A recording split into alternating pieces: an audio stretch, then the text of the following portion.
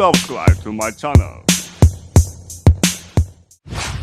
अरे बहू रानी तो सारा सारा दिन कमरे में बंद रहती है, कोई काम भी नहीं। मैं तो बोर हो जाती हूँ, क्या करूँ। तभी मीना की सहेली रीना उससे मिलने आती है। अरे मेरे घर का भी यही हाल है, बेटा ऑफिस और बहू कमरे में बंद, समय काटे नहीं कटता। लेकिन अब सच मानो तो वक्त ही नहीं है कि वक्त से रोटी भी खा लूं। अरे बहन, मुझे भी बता दे कौन सा जादू चलाया है, मैं भी अब जिंदगी के बचे कुचे दिन आराम से काट लूं। दीवारें देख देख कर तो बोर हो गई हूं मैं। रीना मीना को एक स्मार्टफोन देती है। ये ले, ये है वो छड़ी जो जादू करती है। इसमें मैंने तेरा फेसबुक अकाउंट भी बनाया है, एंजल प्रिया के नाम से। बस अब यहाँ दोस्त बना और सबसे बातें कर। सास को पहले तो उतना समझ नहीं आता है, लेकिन धीरे धीरे वो उसकी आदत डाल लेती है। माँ जी जल्दी से खाना खा लीजिए, मुझे थोड़ा काम है। अरे तू जा, मैं खा लूंगी, अभी वक्त नहीं है। और सासू माँ मोबाइल में मुंह गड़ाए जवाब दे देती है। बहू समझ ही नहीं पाती और वहां से कमरे में चली जाती है। अचानक सास को किसी प्यारी पिंकी की फ्रेंड रिक्वेस्ट आती है। अरे वाह, ये तो कोई प्यारी सी लड़की लगती है, बात करती हूँ। सास फ्रेंड रिक्वेस्ट अपनाकर बात करने लगती है।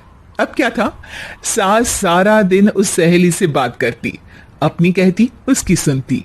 एक दिन सास फोन पर ही सरगड़ाए, अरे बहू जरा मंदिर के लिए थाली सजा दे, आज कीर्तन है। बहू फोन पर किसी को मैसेज टाइप करते कहती है, माँ जी क्या है, अब मुझे क्या पता कि आपको कौन कौन से भगवान की पूजा करनी होती है। तभी सास के पास कोई मैसेज आता है। अच्छा अच्छा ठीक है, रहने दे, मैं ही कर लूंगी।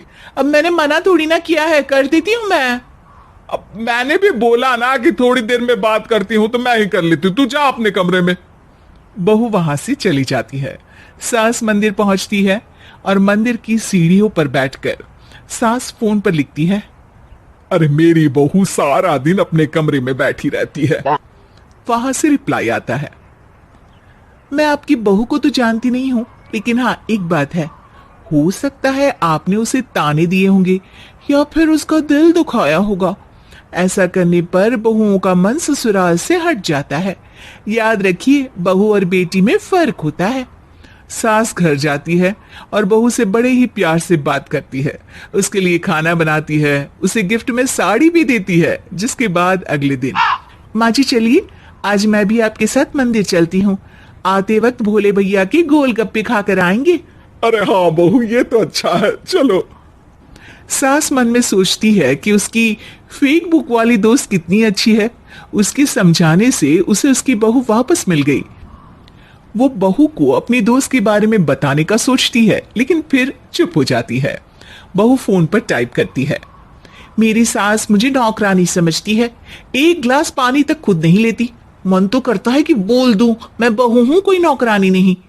वहां से रिप्लाई आता है, देखो तुम्हारी सास को तो मैं भी नहीं जानती, लेकिन वो बुजुर्ग होंगी, पूरा जीवन उन्होंने घर गृहस्थी चूल्हा चौका में निकाल दिया। और फिर तुम ये भी मत भूलो कि जिस पति पर तुमको इतना गर्व है, उसे भी शिक्षा उन्होंने ही दी है। तो जिसने तुम्हें इतना दिया, क्या तुम उनकी थोड़ी सी सेवा नहीं कर सकती? बहू भी अगले दिन से सास का सारा काम करती, उनके पैर दबाती, उनका ख्याल रखती, उनके साथ घूमने जाती। एक दिन सास, बहू ये लो मेरा हीरे का हार, पहले तो सोचा था कि अपनी बेटी को दूंगी, लेकिन आज जब मेरे हाथ पैर में दर्द था तो तुम मेरा साथ दे रही थी। समय पर खाना पानी देकर तुमने ही मेरा बुढ़ापे में साथ दिया। उसके हिस्से का बहुत कुछ मैं उसे दे चुकी हूं, लेकिन ये अब तेरा। बहू तो ये देखकर खुशी से उछल ही जाती है।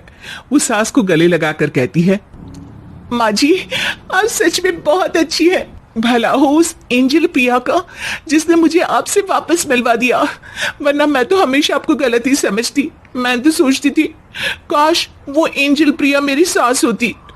क्या नाम लिया बहू? एंजल प्रिया तेरी फेसबुक फ्रेंड है? हाँ माँ जी, वो बहुत अच्छी है।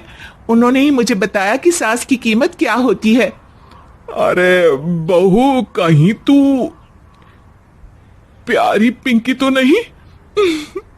जी माँ जी, मैं ही हूँ प्यारी पिंकी। क्यों? सास बहू को गले लगाकर कहती है। मैं भी यही सोचती थी कि काश प्यारी पिंकी मेरी बहू होती। शुक्रिया बहू। सासू माँ, शुक्रिया तो हम दोनों को फेसबुक और सोशल मीडिया का करना चाहिए, जिसने हम दोनों को एक दूसरे से दिल से मिला दिया। अब तक दोनों को समझ आ गया था कि जो खुशी वो बाहर ढूंढ रहे थे, सच में तो वो उनके घर में ही थी।